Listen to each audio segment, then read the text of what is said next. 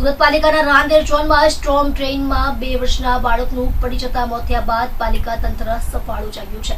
વરિયાવ ખાતે 2 વર્ષના બાળક મોત મામલે પાલિકા કમિશનર દ્વારા કાર્યવાહી કરવામાં આવી છે। આ ઘટના માટે જવાબદાર ગણાતા રાંદેર ઝોનના કાર્યપાલક ઇજનેર સહિત 4 કર્મચારીઓને શોકોસ નોટિસ આપવામાં આવી છે। ઘટના સ્થળે કાર્યપાલક ઇજનેર તેજસ પટેલ તાપણું કરતા નજરે પડ્યા હતા, જેથી પાલિકા કમિશનર દ્વારા નિર્ણય લેવામાં આવ્યો છે।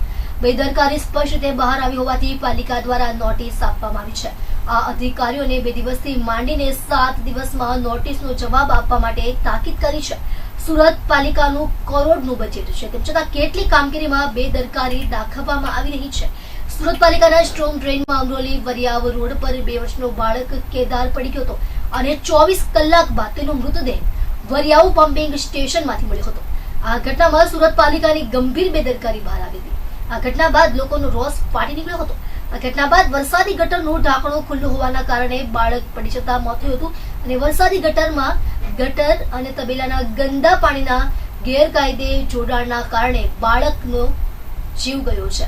આ ઘટના બાદ સુરત પાલિકાએ આ ઘટનામાં રાંદેર ઝોનના કાર્યપાલક ઇજનેર તેજસ પટેલને નોટિસ ફટકારી છે અને 7 દિવસમાં જવાબ આપવાની તાકીદ કરી છે। આ ઉપરાંત ડેપ્યુટી ઇજનેર નીતિન ચૌધરી અને જુનિયર ઇજનેર રાકેશ પટેલે નોટિસ આપી 5 દિવસમાં જવાબ આપવા તાકીદ કરી છે, જ્યારે સુપરવાઇઝર ચેતન રાણાને શો કોઝ નોટિસનો જવાબ 2 દિવસમાં આપવા તાકીદ કરી છે।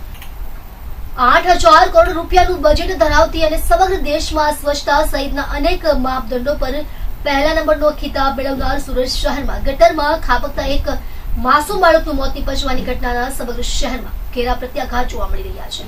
સુરત મહાનગરપાલિકાએ પોતાની જાડી ચામડી બચાવવાનો ખેલ શરૂ કરી દીધો છે। શહેરમાં વિવિધ વિસ્તારોમાં ખાડાઓ, તૂટેલા ગટરના ઢાંકણો પર પાલિકા દ્વારા બેરિકેડ મૂકીને કામગીરી કરવાની શરૂ કરી છે।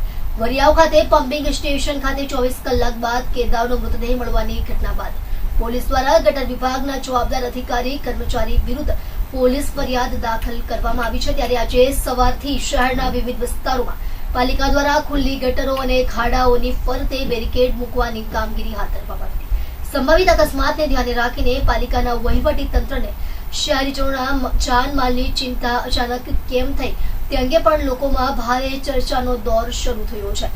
અત્યાર સુધી પાલિકાના કોન્ટ્રાક્ટરો અને અધિકારીઓ દ્વારા આ પ્રકારના ખાડાઓ અને તૂટેલી ગટર જેવી બાબતે કોઈ પણ પ્રકારની સક્રિયતા દાખવવામાં આવતી નહોતી। આજે સવારથી આ પ્રકારની કામગીરીને કારણે અધિકારીઓમાં હવે પોતાની જવાબદારીનું ભાન થયું હોય તેમ જણાઈ રહ્યું છે। ગઈકાલે જ્યારે બાળક મળી આવ્યો પછી સ્મીમેરમાં જઈને હું અને પદાધિકારીની તમામ ટીમ પરિવારને સાંત્વના આપી અને ત્યારે જ અમે નક્કી કર્યું હતું કે આમાં જે કોઈ જવાબદાર અધિકારી હશે અને 24 કલાકમાં સુરત મહાનગરપાલિકા દ્વારા પગલાં ભરવામાં આવશે। આજે સવારે કમિશનર શ્રી દ્વારા 4 અધિકારીને શોકોઝ નોટિસ આપી દેવામાં આવી છે। રાંદેર ઝોનના કાર્યપાલક ઇજનેર, ડેપ્યુટી ઇજનેર, જુનિયર ઇજનેર અને સુપરવાઇઝર, આ 4ને તબક્કાવાર પોતાને 7 દિવસમાં, 2 જણને 5 દિવસમાં, 1 જણને 2 દિવસમાં જવાબ રજૂ કરવાનો છે।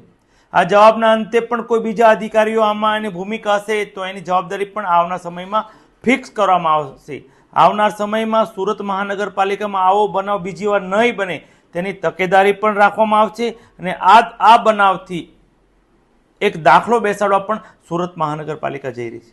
સર, કઈ રીતે કાર્યવાહી થશે? આજે આ તપાસની અંદર જો કસૂરવાર તપાસની અંદર જો કસૂરવાર થશે તો પોલીસે અત્યારે એ ગુનો પણ નોંધ્યો છે, ઇન્વેસ્ટિગેશન પણ ચાલુ છે, પણ મહાનગરપાલિકાએ અત્યારે 4 અધિકારીને શોકોઝ નોટિસ આપી દીધી છે। તપાસના અંતે કોઈ અધિકારીની ભૂમિકા આમાં સંડોલી હશે તો તેને સસ્પેન્ડ સુધી પણ કરવામાં આવશે।